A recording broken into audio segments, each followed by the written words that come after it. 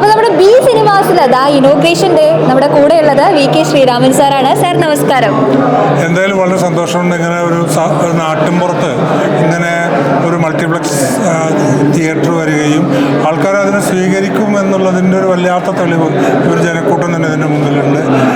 ഇവർക്കാണെങ്കിൽ ഇതിൻ്റെ ഓണേഴ്സിന് cinema theatre നടത്തിയിട്ടുള്ള ഒരു മുൻകാല പരിചയം അവരുടെ കുടുംബത്തിനുള്ളതാണ്. അപ്പോൾ എന്തായാലും ഒരു സിനിമാ രംഗത്തേക്ക് ഉള്ള ഈ ഒരു കാൽവെപ്പ്, ആധുനിക സിനിമയുടെ പ്രദർശന രംഗത്തേക്കുള്ള ഈ ഒരു കാൽവെപ്പ് ഈ ജനം സ്വീകരിച്ചു കഴിഞ്ഞു എന്ന് വേണം എനിക്ക് പറയാൻ വേണ്ടിയിട്ട്. അത്രയും ഒരു നാട്ടിൻപുറത്തൊന്നും പ്രതീക്ഷിക്കാത്ത അത്ര വലിയ ഒരു സെറ്റപ്പാണ് ഇവിടെ ഉണ്ടാക്കിയിട്ടുള്ളത്. എന്തായാലും ഇത് കണ്ടതിന് ശേഷം കൂടുതൽ പറയാം. എന്തായാലും ഇപ്പോഴത്തേനനുസരിച്ച് വളരെ സന്തോഷകരമാണ് ഇങ്ങനത്തെ ഒരു തിയേറ്റർ ഇവിടെ ഉണ്ടായി വരുന്നത്. കാരണം ഇതൊരു ചെറിയ പട്ടണം പോലും അല്ല, എന്നിട്ട് പോലും ഇവിടെ ഒരു തിയേറ്റർ ഉണ്ടാവുന്നു, ആൾക്കാർ അതിന് വരുന്നു എന്നുള്ളതിൽ എന്തായാലും വളരെ സന്തോഷമുണ്ട്. സാറിന് പൊതുവെ തിയേറ്ററുകളിൽ തന്നെ സിനിമ കാണുന്നതാണോ ഇഷ്ടം? അതെങ്ങനെയാ സിനിമ കാണുന്നത്? തിയേറ്ററുകളിൽ അധിക സിനിമയൊന്നും കാണാറില്ല. പണ്ടുപോലെ ഞാൻ അഭിനയിച്ച എല്ലാ സിനിമയും ഞാൻ കണ്ടിട്ടേ ഇല്ല. കുറേ സിനിമ നമ്മളത് എങ്ങനെ സ്ക്രീനിൽ കാണും എന്നുള്ള സന്തോഷമാണ്. സിനിമ കാണാനൊക്കെ സന്തോഷമാണ്. പക്ഷെ ഒരു മടിയൊക്കെ കാരണം ഇങ്ങനെ പോവാറില്ല എന്ന് മാത്രം. ചെറുപ്പത്തിലൊക്കെ സിനിമ കാണുന്നത് ഇഷ്ടമായിരുന്നു. നമ്മൾ സിനിമയിൽ അഭിനയിക്കാൻ തുടങ്ങിയതിന് ശേഷം ഈ സിനിമ കാണുമ്പോഴൊക്കെ നമ്മൾ അഭിനയിച്ച സിനിമ തന്നെ കാണാൻ പോവാറില്ല. എന്തിനാ ഈ ബോറ് കാണുന്നുള്ള നിലക്കായിരിക്കുന്നില്ല. മറ്റുള്ള ആൾക്കാരെയൊക്കെ സിനിമകളൊക്കെ കാണാൻ നല്ല അഭിപ്രായം നമ്മുടെ ഒരു അഭിനയത്തെ കുറിച്ചൊക്കെ പറഞ്ഞു കഴിയുമ്പോൾ പോയി കാണും. അപൂർവം സിനിമകളേ ഉള്ളൂ. എന്തോ ഒരു ഷൈനസ്, അങ്ങനെ ഞാൻ ഒരു സ്വഭാവത്തിന്റെ ഭാഗമായിട്ടാണ്. നമ്മളിപ്പോ അവസാനം കണ്ട സിനിമ ഏതാണെന്ന് ചോദിച്ചാൽ ഏതായിരിക്കും? വളരെ ബുദ്ധിമുട്ടാണ് പറയാൻ വേണ്ടിയിട്ട്. അവസാനം കണ്ട സിനിമ ഞാൻ മമ്മൂട്ടിയുടെ സിനിമയൊക്കെ കണ്ടിട്ടുള്ളത്. നൻപകൽ നേരത്തെ മയക്കൊക്കെ കണ്ടിട്ടില്ല, അതിനുശേഷം കണ്ടിട്ടില്ല. ശരി. വേദിയിലും സദസ്സിലുള്ള പ്രിയപ്പെട്ടവരെ വരുന്ന അറിയുന്നു. ആദ്യം തന്നെ ചിലപ്പോൾ പ്രശ്നമൊക്കെ കഴിഞ്ഞിട്ട് മറന്നു പോകേണ്ടതെന്ന് വിചാരിച്ചിട്ട് ആദ്യമാണ് സന്തോഷത്തിന് പറയുന്നത്. വളരെ സ്നേഹപൂർവ്വം, സന്തോഷപൂർവ്വം, അഭിമാനപൂർവ്വം ഈ ബി സിനിമാസ് തിയേറ്ററിൻ്റെ പ്രവർത്തനങ്ങൾ ഉദ്ഘാടനം ചെയ്തതായി അറിയിക്കുന്നു. ആദ്യം ഈ സ്ഥലത്തിൻ്റെ ഒരു പ്രാധാന്യം എനിക്ക് തോന്നുന്നത് ലൂക്കോസൊക്കെ ഇത് ഈ നോട്ടീസിനകത്ത് ഏത് സ്ഥലം എന്നുള്ള ഏതാണ് മെൻഷൻ ചെയ്യുക എന്നൊക്കെ പറഞ്ഞപ്പോൾ ചെറിയൊരു കൺഫ്യൂഷൻ ഉണ്ട്. ഏത് സ്ഥലമാണ്, ഏത് സ്ഥലത്താണെന്ന് പറഞ്ഞാൽ പെട്ടെന്ന് അറിയണ്ടേ. റോഡ് എന്ന് പറഞ്ഞാൽ 500 കുന്നങ്ങള റോഡ് ഒരുപാട് നീളത്തിൽ കിടക്കുന്നു. അതിനവിടെ എനിക്ക് തോന്നുന്നത് കേരളത്തിലെ ആദ്യത്തെ രാഷ്ട്രീയ നാടകം അരങ്ങേറിയ സ്ഥലമാണ് ഈ സ്ഥലം, കടലായിമന. കേരളത്തിലെ ആദ്യത്തെ രാഷ്ട്രീയ നാടകത്തിൻ്റെ 100ാം വാർഷികം ആവുകയാണ്. അപ്പോൾ അത്രയും ചരിത്ര പ്രാധാന്യമുള്ള ഒരു സ്ഥലം.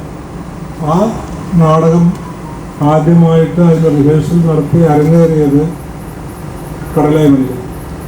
ആ കടലായിമനയ്ക്ക് ഇത്രയും ചരിത്ര പ്രാധാന്യമുള്ള ഒരു സംഭവം നടന്നിട്ടും ആ സ്ഥലത്തിൻ്റെ പേര് നിർഭാഗ്യവശാൽ മൗലൂദ് വെക്കുന്നതായിട്ട്. അപ്പോൾ ഞാൻ നബീലിനെ, അബ്ദുൽ ഖാദറിനെയൊക്കെ ആ ഒരു സംഗതി, കാരണം ഇനിയെങ്കിലും നിങ്ങൾ ഈ ഗ്രാമപഞ്ചായത്തിൽ ഈ നേരത്തെ ഈ പറഞ്ഞ കൂട്ടത്തിൽ നമ്മൾ പുതിയ പുതിയ കാര്യങ്ങൾ പോകുമ്പോഴും ലൂക്കോസ് സൂചിപ്പിച്ച പോലെ തന്നെ വളരെ മഹിതമായിട്ടുള്ള പാരമ്പര്യമുള്ള ഒരു നാടാണ് ഈ വടക്കേക്കാട് പഞ്ചായത്ത്, അതുപോലെ വന്നേരി നാട് എന്നൊക്കെ പറയുന്നത്. കാരണം നമ്മളെ പഴയ മൂവ്മെൻറ്റ്സിൽ വളരെ പ്രധാനപ്പെട്ടത് പലതും ഉണ്ടായിട്ടുള്ളതാണ്. നാടിന് മുൻപേ നടന്നിട്ടുള്ള പല ആൾക്കാരും ഉള്ളതാണ്. കാരണം 30കൾ എന്നൊക്കെ പറഞ്ഞു കഴിഞ്ഞാൽ അന്ന് കമ്മ്യൂണിസ്റ്റ് പാർട്ടി തന്നെ ദൃഢമായിട്ട് വന്നു. കോൺഗ്രസ് പാർട്ടിയാണ്. EMS ഒക്കെ കോൺഗ്രസ്സിലാണ് വർക്ക് ചെയ്തിരുന്നത്. AKG ഒക്കെ കോൺഗ്രസിൻ്റെ പ്രവർത്തകനായിരുന്നു. അപ്പോൾ അവർ കോൺഗ്രസ്സിൽ നിന്നുകൊണ്ട് സോഷ്യലിസ്റ്റ് ഗ്രൂപ്പ് ഉണ്ടാക്കുകയും അതിൽ നിന്ന് മാർക്സിസ്റ്റ് ഗ്രൂപ്പിലേക്ക് വരികയൊക്കെ ചെയ്യുന്ന ആ ഒരു കാലത്താണ് മാർക്സിസം തന്നെ വരുന്നതിന് മുൻപ് കടലായി മനയ്ക്ക് നിന്ന് മാർക്സിസം കഴിഞ്ഞിട്ടുള്ളതാണ് റാഡിക്കൽ ഹ്യൂമനിസ്റ്റ് എന്ന് പറയുന്നത്. ഇവിടുത്തെ നമ്പൂരിമാർ ആദ്യമായിട്ട് റാഡിക്കൽ ഹ്യൂമനിസ്റ്റുകളായി. അതൊക്കെ ഭയങ്കര അത്ഭുതമുള്ള ചരിത്രമാണ്. കാരണം അവരെങ്ങനെയാണ് മാർക്സിസത്തിന് അപ്പുറം പഠിച്ച ആൾക്കാരുണ്ടായത് എന്നുള്ളത്. അപ്പോൾ അത്രയും വലിയ ഒരു മഹത് ചരിത്രമുള്ള ഒരു നാട്ടിലാണ് ഈ നമ്മൾ ഇത്രയും മനോഹരമായിട്ടുള്ള ഒരു സായാഹ്നത്തിൽ ഇതിന് ഒത്തുചേർന്നിരിക്കുന്നത്. ഇങ്ങനെ ഒരു കാരണത്തിനും വേണ്ടി എന്തായാലും ഇവിടെ ഇതിനേക്കാളും വളരെ സിനിമയിൽ വളരെ ഇന്നത്തെ സിനിമയിൽ വളരെ പ്രാധാന്യമുള്ള ആൾക്കാരൊക്കെ ഇവിടെ ഉണ്ട്. ഞാനെന്നല്ല ശരിക്കും റഫീഖ് അഹമ്മദാണ് ഒരു പക്ഷേ മലയാളത്തിൽ ഇപ്പം ഇന്നത്തെ വയലാർ രാമവർമ്മ എന്നൊക്കെ പറയുന്ന ഒരു ലെവലിലുള്ള ഒരാൾ. അദ്ദേഹത്തിൻ്റെ പാട്ടുകൾ മലയാളിക്ക് വിസ്മരിക്കാൻ പറ്റാത്ത വിധം അത്ര പ്രധാനപ്പെട്ടതാണ്. നിരവധി പാട്ടുകളുണ്ട് അദ്ദേഹം. അപ്പോൾ അദ്ദേഹത്തിൻ്റെ പാട്ടുകൾ അറിയാത്ത മലയാളി എന്ന് പറഞ്ഞാൽ പക്ഷേ ചെവി കേൾക്കാത്തവരായിരിക്കുന്നതാണ്.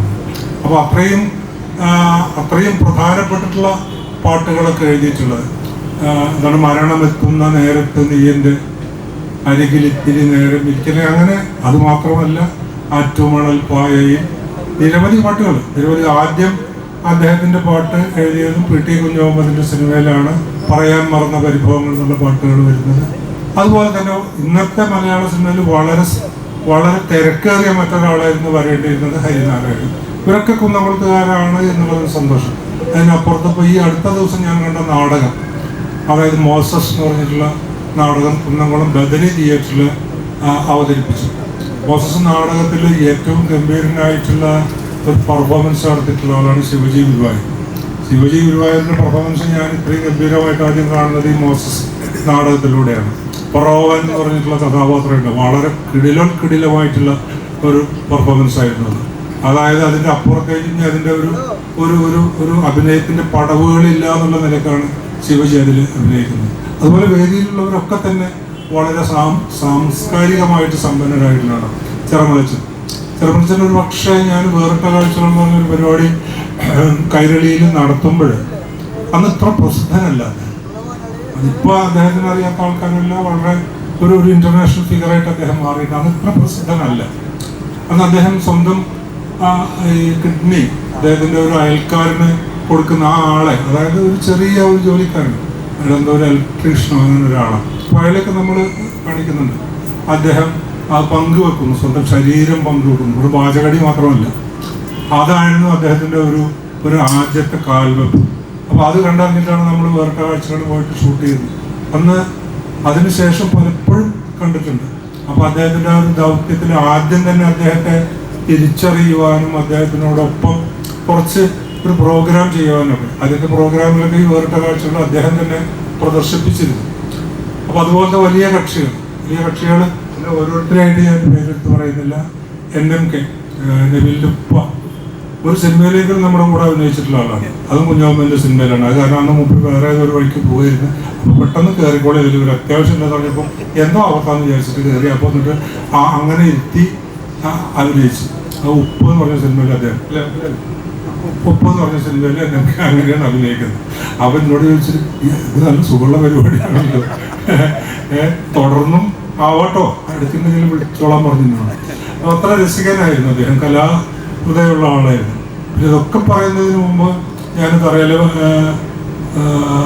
ഷറീഫാജീനെ പറ്റിയിട്ടും കൂടി പറയാതിരുന്നാൽ മോശമാണ്. അദ്ദേഹം ഇപ്പം ഇന്നിവിടെ വന്നുള്ളതിൽ വെച്ചിട്ട് വേറൊരു കുഴപ്പമില്ലാത്ത ഒരാളാണ്. പക്ഷേ എൻ്റെ കൂടെ ആദ്യം നാടകത്തിൽ അഭിനയിച്ചിട്ടുള്ള ആളാണ്. തൊഴിയൂർ സ്കൂളിൽ മാത്രമല്ല, ഞാൻ കാമുകനും ഷറീഫ് കാമുകിയുമായിരുന്നു. അപ്പം എന്നിട്ട് ഇന്നാൾ ഒരു പരിപാടിയിൽ വെച്ചിട്ട് കണ്ടപ്പോൾ ഞാൻ പറഞ്ഞു ഈ അത് മാത്രം പറയില്ല, നാടകത്തിൽ അഭിനയിച്ചെന്ന് പറയും, ഞാൻ പെണ്ണായിട്ട് അഭിനയിച്ചെന്ന് പറയരുത്. ഞാൻ പറഞ്ഞു എന്താ എന്ത് തരുന്നു, ഞാൻ അവൾക്ക് ഈ ചോദിച്ചാൽ എന്ത് സാധനങ്ങൾ വേണമെങ്കിൽ തരാണ്. അപ്പോൾ അപ്പം എന്താണ് ഒന്നും ചോദിക്കാൻ തോന്നിയില്ല. 4 ദിവസം കഴിഞ്ഞിട്ടുണ്ടെങ്കിൽ ഒരു തേക്കിൻ്റെ കസാര കൊടുത്തയച്ചിട്ടുണ്ട് വീട്ടിൽ. അപ്പോൾ അത് കഴിഞ്ഞിട്ട് കുറച്ച് കൊല്ലങ്ങളായി. അപ്പോൾ ഒന്നും കൂടി പറയുകയാണ്, ഇനി അടുത്ത കസാര വന്നില്ലെങ്കിൽ എല്ലാ ഏരിയയിലും ഇതിങ്ങനെ ഞാൻ പറയിപ്പിക്കുന്നതാണ്. എന്തായാലും അന്ന് മനോഹരിയായിട്ടുള്ള ജോലിയായി. അന്ന് എല്ലാ ആൾക്കാർക്കും ഒരുപക്ഷെ ജോൺ മാഷൊക്കെ ഓർമ്മ ഉണ്ടാവും. ജോൺ മാഷായിട്ട് പിന്നിൽ ഇരുന്നിട്ട് ഓർക്കുന്നുണ്ട്. ജോൺ മാഷ് മാത്രമാണ് ആ കാലത്ത് ഉള്ള ഒരു അധ്യാപകനിൽ നിന്ന് ഉള്ളോ, ബാക്കിയുള്ള അധ്യാപകരൊക്കെ കാലയവനികയ്ക്കുള്ളിൽ പറഞ്ഞു പോയെന്ന് സാഹിത്യ ഭാഷയിൽ പറയാം. എന്തായാലും കൂടുതൽ ഞാൻ പറയുന്നില്ല. ഒരിക്കൽ കൂടി വളരെ സന്തോഷപൂർവ്വം ഈ ഒരു ദൗത്യം തിയേറ്ററിൽ ഉദ്ഘാടനം നിർവഹിച്ചതായി അറിയിച്ചു.